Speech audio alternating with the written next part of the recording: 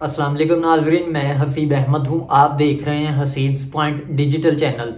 नाजरीन, परवेज लाई साहब को दोबारा लाहौर हाई कोर्ट ने बहाल कर दिया था और इमरान खान साहब ने एक बहुत बड़ा यू टर्न लेना है, उसके बारे में आपके साथ बात करेंगे। और शहबाज गिल साहब जो कहता था कि मैं जट्टा दा पुत्र हाँ, नाजरीन शहबाज गिल साहब लाहौर हस्पताल से जो है वो बगैर जूता पहने भाग गए थे, उसके बारे में बात करेंगे। नाजरीन, परवेज लाई साहब जो हैं उनकी लाहौर हाई कोर्ट में समाअत थी, जिसमें लाहौर हाई कोर्ट ने उन्हें रिलीफ दिया और दोबारा वजीर आला बहाल कर दिया। लेकिन इसमें पीटीआई सपोर्टर्स के लिए और इमरान खान साहब के लिए एक खुशखबरी भी थी और एक जो है वो खबर जो है वो गलत भी थी पाकिस्तान तहरीक इंसाफ के लिए। वो किस तरह से?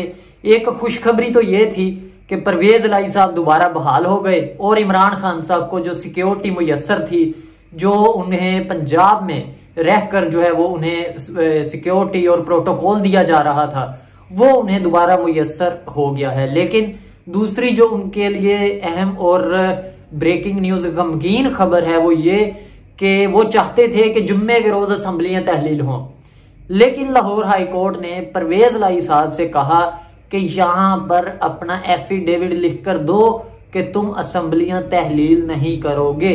कब तक? 11 जनवरी तक, और 11 जनवरी से पहले पहले एतमाद का वोट भी लोगे।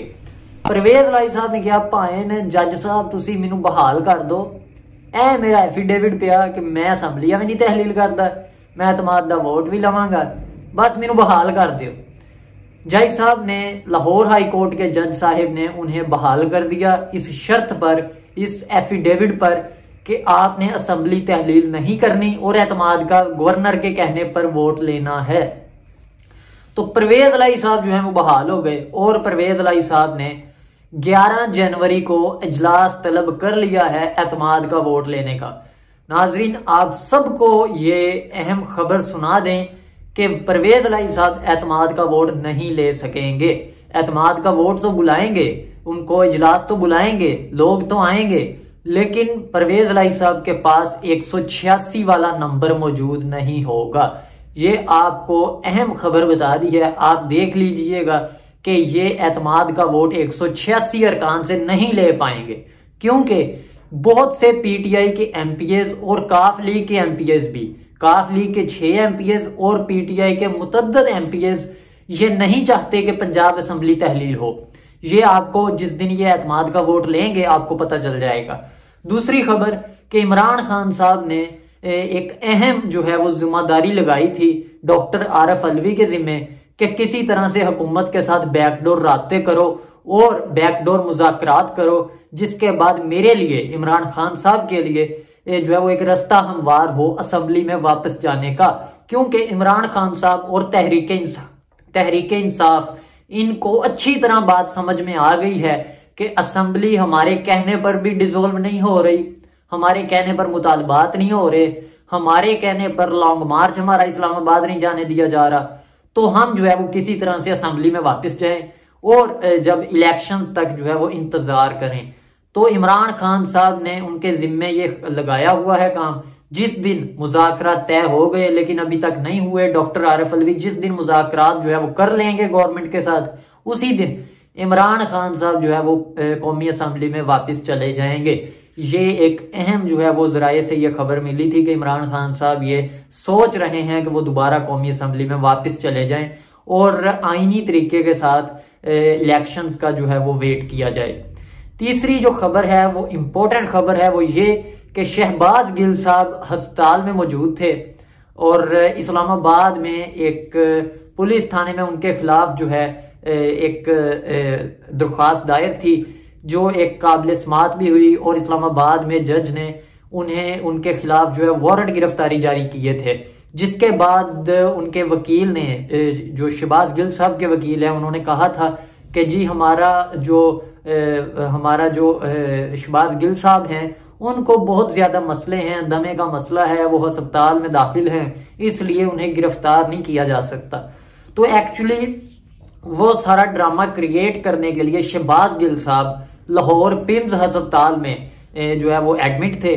जब शहबाज गिल साहब को ये खबर पहुंची कि परवेज लाई डीनोटिफाई हो गए हैं, वजीर आला नहीं रहे, तो परवेज सुना है कि शहबाज गिल साहब जो है वो उन्होंने जूता भी नहीं पहना और पिम्स अस्पताल से जो है वो फौरी तौर पर निकल गए और किसी गैर और नामालूम जगह पर जो है वो मुंतकिल हो गए, सिर्फ इसी डर से कि किसी तरह से अगर परवेज लाई डीनोटिफाई हो गया तो मुझे गिरफ्तार कर लिया जाएगा। तो यानी कि इतना डर है तहरीक इंसाफ के इन रहनुमाओं को, तहरीक इंसाफ के इन लोगों को, कि अगर हम यहां से जो है वो परवेज लाई की हुकूमत जाती है तो हमें 1 मिनट में जो है वो गिरफ्तार कर लिया जाएगा। अब आप खुद इस बात से अंदाजा लगाएं कि ये जो है वो डॉक्टर शहबाज गिल वो शख्स है जो कहता था कि मैं जट्टा दा पुत्तर हाँ। ते नाजरीन, पहला जट्टा दा पुत्तर देखा है जिहड़ा गिरफ्तारी तो इन्ना डरता है कि सिर्फ इतना पता चला कि परवेज लाई डीनोटिफाई हुआ है और शहबाज गिल साहब ने जो है वो अपना जूता भी नहीं पहना और अस्पताल से जो है वो फारिग हो गए, भाग गए। और दोबारा जब पता चला कि लाहौर हाई कोर्ट ने बहाल कर दिया है तो दोबारा जो है वो अस्पताल में दाखिल हो गए हैं, कहीं जो मुझे गिरफ्तार ना कर लिया जाए। तो ये हालात हैं पाकिस्तान तहरीक इंसाफ और इसकी जमात के। और इसके अलावा एक अहम पेशरफ्त हुई है सियासत के इस जाल में, एक अहम पेशरफ्त ये हुई है कि चौधरी निसार की दोबारा एंट्री हो गई है सियासत में। चौधरी निसार साहब ने आज अपने हलके के लोगों के साथ बात करते हुए मीडिया से कुछ अपने ख्यालात का इजहार किया। मीडिया वालों ने एक सवाल किया कि चौधरी साहब आप किस सियासी पार्टी में जाएंगे।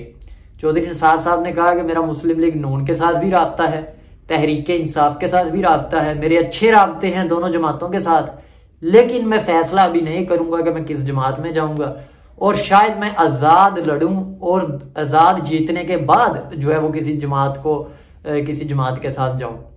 तो चौधरी निसार साहब ने ये अहम जो है वो बातें की हैं और चौधरी निसार साहब ने कहा कि मैं अपनी हलके के लोगों के साथ मुशावरत करूंगा कि मुझे कहाँ जाना चाहिए और जहां पर मेरे हलके के लोग कहेंगे मैं उस जमात में जाऊंगा। और ये बहुत बड़ा जो है वो इम्पैक्ट पड़ेगा, बहुत ज्यादा असर रसूख बढ़ेगा उस जमात का जिस जमात में चौधरी निसार साहब जाएंगे। लेकिन मैं आपको ये बात बता दूं कि मुस्लिम लीग नून चौधरी निसार साहब को वापस नहीं लेगी। वो इस वजह से कि चौधरी निसार साहब ने 2018 में नून लीग के साथ धोखा किया और इन्होंने कहा कि जी मुझे मेरा वोट पड़ता है, नून लीग का वोट नहीं पड़ता। तब मियां नवाज शरीफ साहब ने कहा कि चौधरी साहब आपके साथ हमारे अच्छे राब्ते थे, आप जा सकते हैं।